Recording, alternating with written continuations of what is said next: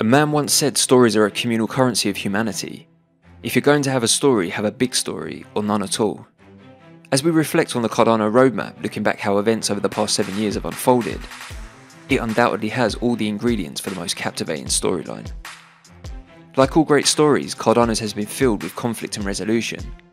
From misunderstandings to interoperability, the mystery of research and science to the revelation of true innovation. The anticipation of achieving milestones as tension builds, seemingly trying to overcome the most impossible hurdles, followed by release when all that was promised comes to fruition. Along the way, this story is told of many losses and gains, peaks and troughs, many setbacks followed by the most unbelievable comebacks. But above all, this story is about the people of Cardano, their dreams and desires, loves and hates, and passion to solve the problems of the world that we live in today. Although unfinished with several chapters yet to come, in my opinion, Cardano is writing the greatest storyline of all time.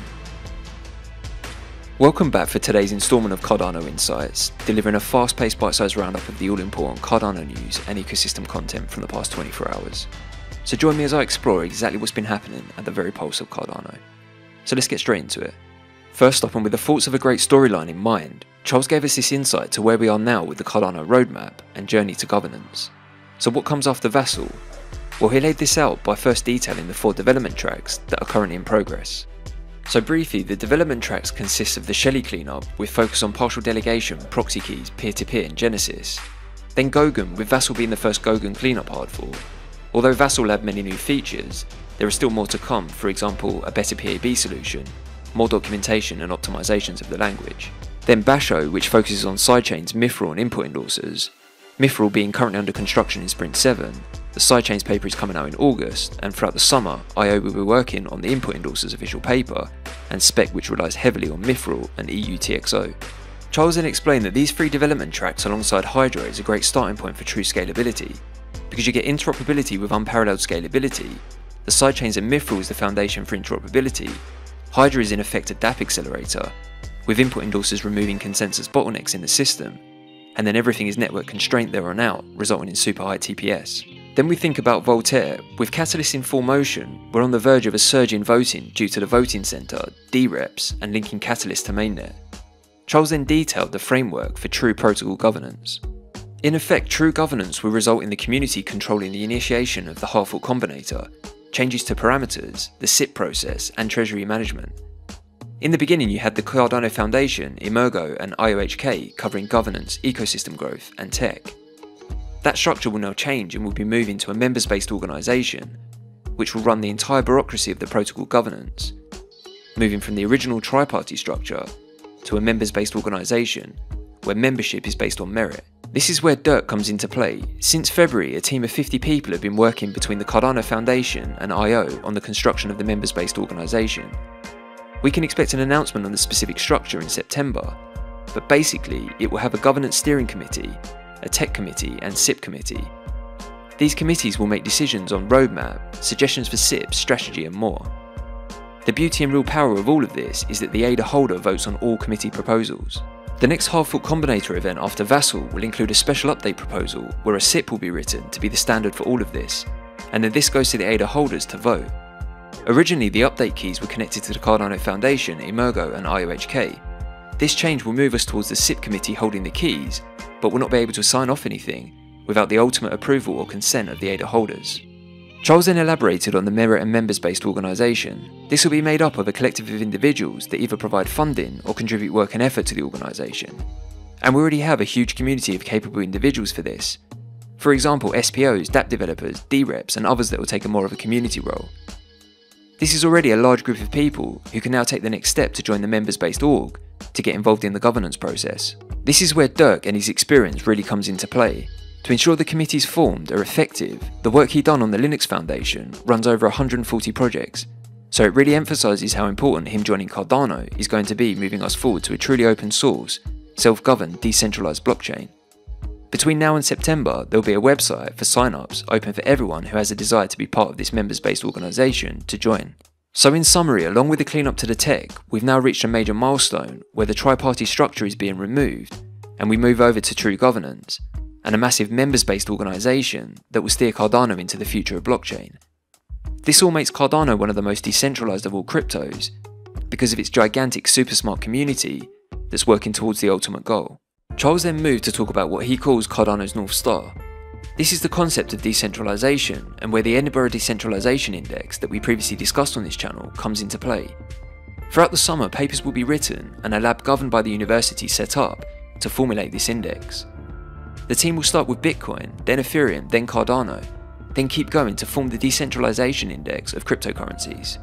One of the things that you need to admire about this is that this index will be completely neutral and unbiased in its approach. In true Cardano style, we don't know where we're going to fall on this index, as it's controlled by an entity outside of the crypto space. But the real beauty of this is the governance steering committee being set up in the members-based organisation at Cardano will make an agenda to form a plan on how to improve the blockchain on the findings from the decentralization index. This is another example of how Cardano always has a well thought out plan to tackle hurdles in the future.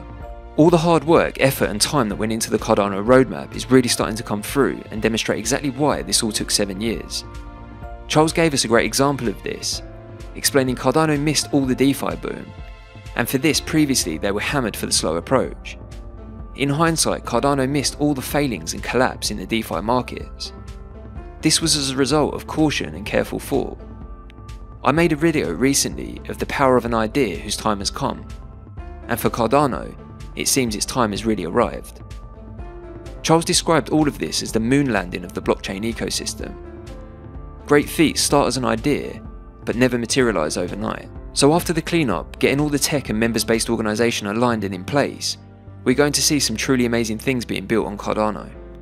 As Charles points out, he built Cardano so he can bank the unbanked, delivering an operating system for 3 billion people.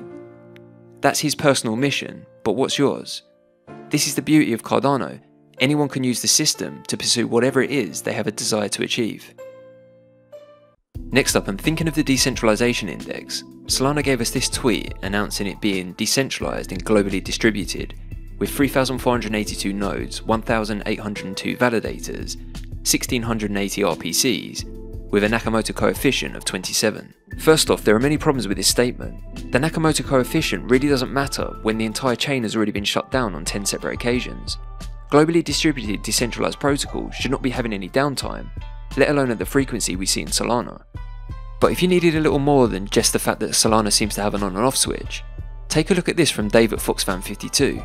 He took it upon himself to do a little digging on the distribution of Solana, and what he found made him publish a Medium article, as in his words his findings were way too much to lay out in a Twitter thread. The crux of the article, after scanning through 207 Solana wallets, he found that they control 84% of the total stake for the top 26 stake pools. That's just 207 wallets. Of these 207 wallets, they contribute 109 million of the 130 million Solana currently staked. Very interesting times ahead. It's going to be very intriguing to see where Solana features after the decentralization index is published. It begs the question, how can Solana try and claim that it has a larger community than Cardano with this kind of distribution? I've linked the full Medium article in the description if you want to take a deeper look. Finally, and we go to the EUTXO model and to something really cool, take a look at this transaction which holds 1,131 NFTs inside a single transaction. All of this being processed for a fee of 27 cents. Another great example of why the extended UTXO model is a thing of beauty. Many like to discredit the EUTXO model, but in reality it provides a secure and versatile environment to process multiple operations without system failures. Off the back of this we get better scalability and privacy, as well as a more simplified transaction logic, as each UTXO can only be consumed once and as a whole, which makes transaction verification much simpler. A powerful feature of the EUTXO model is that the fees required for a valid transaction can be predicted precisely prior to posting it. This is a unique feature not found in the account-based models. Account-based blockchains like Ethereum are indeterministic, which means they cannot guarantee the transaction's effect on-chain. This uncertainty presents risks of monetary loss, unexpectedly high fees, and additional opportunities for adversarial behaviour. So with EUTXO we get greater security, smart contract execution cost predictability without unpleasant surprises, and more powerful parallelization. I've linked the transaction and full EUTXO explainer article in the description if you wanted to geek out on it for a moment. So that's it for another instalment of Cardano Insights. I hope you enjoyed today's video and found value in the content, and if you did, please be sure to comment, like, share and subscribe. Also, I just wanted to take this moment to say how blown away I've been with how much support you guys have shown me since launching the channel. It really means a lot and drives me on to keep improving the content. So we'll be back soon with your daily roundup, and until then, thanks for watching, have a great weekend, and as always, keep it Cardano.